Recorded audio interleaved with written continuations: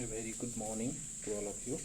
This is Hrusikesh Sahu from Odisha Adarsh Vidyalaya Begana Kurai, Jajpur, and I am teaching you the second chapter of the Civics Standard 9, and the chapter name is What is Democracy and Why Democracy. So, my dear students, in our last class we had discussed about the advantages and disadvantages of democracy, and we saw that why democracy is considered as a better form of democracy is considered as a better form of government than any other form of government. Because we saw that in democracy it mostly promotes the equality, freedom, fraternity among the citizens, and it also give the self-respect mostly increased, the dignity is increased in democracy. So that's why democracy is considered as a better form of government. Then in our today's class we will discuss about the last topic of this chapter, that is broader meaning of democracy. So broader meaning of democracy, that means democracy के बारे में आज तक हमने जितने पढ़े हैं, democracy is not only about that, democracy is much more than that. जो हमने उनके फीचर्स पढ़े या उनके एडवांटेजेस डिसएडवांटेजेस ये सब पढ़े, और हमने डिस्कस किया that why democracy is considered as a better form of government etcetera. But democracy is not only about any government, democracy is much more than that. So, if we discuss the evolution of democracy, and in present day we are following the representative form of democracy. Democracy जो है उसका evolution हुआ है. Evolution का मतलब क्या है? Democracy समय के साथ इवॉल्व हुआ है. आज जो डेमोक्रेसी हम देख रहे हैं ये वैसी डेमोक्रेसी जो कि 500 साल या 1000 साल पहले नहीं था. चीज़ें बदलती गई है हमेशा समय के साथ, और इवोल्यूशन हुआ है चीज़ों का, और धीरे धीरे इम्प्रूव भी हुआ है. बहुत सारे चीज़ों में बहुत सारा इम्प्रूव भी हुआ है. तो ये इवोल्यूशन ऑफ डेमोक्रेसी जो थी उससे रिप्रेजेंटेटिव डेमोक्रेसी, एक फॉर्म ऑफ डेमोक्रेसी आया है हमारा सामने.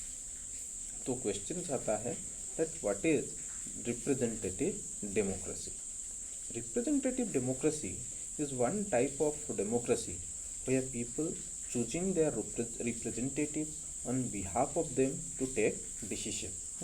Representative democracy is a form of democracy where people mostly choosing their representative on behalf of them.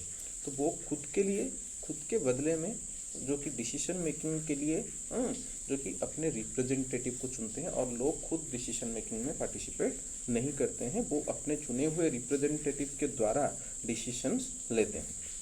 Present day we are following the representative democracy, and we are choosing our MP, our MLA, MP. We are mostly electing our MPs for our parliament. We are choosing our representative to our state legislative assembly, who is called as MLA, members of legislative assembly, members of parliament, and they are mostly taking decisions on behalf of us in parliament as well as in state legislative assembly. चाहे वो विधान सभा हो या चाहे वो हमारा parliament हो, तो दोनों में हम डायरेक्टली वहाँ पर पार्टिसिपेट नहीं करते हैं.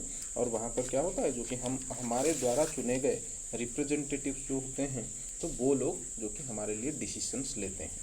तुम लोग तो वोट नहीं देते हो, लेकिन जो लोग वोट देते हैं, those who are above age group of 18 years, they are mostly participating in the voting process. They are casting their votes, and through votes, through election process, they are choosing their representative, and that representative mostly form the government and taking decision on behalf of us.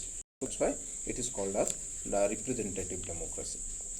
But the thing is that the question is that why representative democracy is necessary. Representative democracy जो है वो क्यों necessary है, उसका ज़रूरत क्या है. why we are choosing representative democracy, why the peoples are not directly participated in the democracy. As you know that democracy is two types. One is direct form of democracy, and the second one is the indirect form of democracy. In direct form of democracy, the peoples are directly participating in the decision making process. But in indirect form of democracy, which is also called as representative democracy, through which we are choosing our representative and they are taking decision on behalf of us. So question जैसे मैंने कहा कि हमारे सामने आता है, तो हम क्यों डायरेक्टली वहाँ पर पार्टिसिपेट नहीं करते हैं डेमोक्रेसी में, और क्यों हम रिप्रेजेंटेटिव डेमोक्रेसी को फॉलो करते हैं? Because there are some limitations for which we are mostly the peoples are not participating in the decision making process directly. That's why they are choosing their representative. What are these limitations? First limitations is that large number of people, as you know, the population of different country, it may be we are considered as India, or it may be India की बात हो या कोई दूसरे countries की बात हो, the population of the world and the population of the India and different countries is increasing day by day, and practically it is impossible to include all in the decision making. तो सारे लोगों को, दुनिया का population बढ़ रहा है, हर एक कंट्री की पॉपुलेशन बढ़ रही है, इंडिया का भी पॉपुलेशन बढ़ रहा है। जैसे कि तुम्हें पता होगा इंडिया की जो पॉपुलेशन है अभी अराउंड 100 मोर देन 130 करोड़ है। सो 130 करोड़ को भी एग्जांपल ले लो, उसमें तकरीबन 70 से 80 करोड़ पॉपुलेशन होंगे, पीपल्स होंगे जो कि एलिजिबल वोटर है, जो लोग 18 साल से ज़्यादा उम्र के हैं और जिनका वोटर आईडी कार्ड है, जो लोग वोट देते हैं। So practically it is impossible to include all the people, all this 80 crore peoples in the decision making process. क्या ये पॉसिबल है? 80 करोड़ लोगों को इकट्ठा बुलाना, एक जगह पर बिठाना, उनके डिसीजंस या ओपिनियंस लेकर कोई डिसीजंस लेना, ये कभी भी प्रैक्टिकली पॉसिबल नहीं है। एक छोटा सा कंट्री होगा जहाँ पर 5-10 लाख लोग होंगे तो हो सकता है ये उनके लिए, उन कंट्री के लिए पॉसिबल हो सकता है, लेकिन a big country such a highly populated country like India and China and other countries, it is not practically possible to include all the peoples, all the eligible voters in the decision making process. So that's why we are accepting the representative form of democracy. The second limitation is that people does not have the time, desire or the skill to take decision.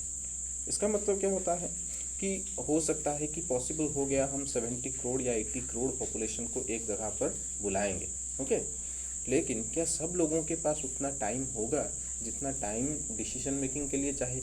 17 crore लोगों की opinion लेते लेते 5 साल, 10 साल, 15 साल बीत जाएगा एक डिसीजन लेने के लिए। तो उस वजह से तो पॉसिबल नहीं है, मैंने कहा तुम्हें। लेकिन इसके अलावा 17 करोड़ लोगों के पास, क्या सब लोगों के पास टाइम होगा जो कि डिसीजन मेकिंग में पार्टिसिपेट करने के लिए?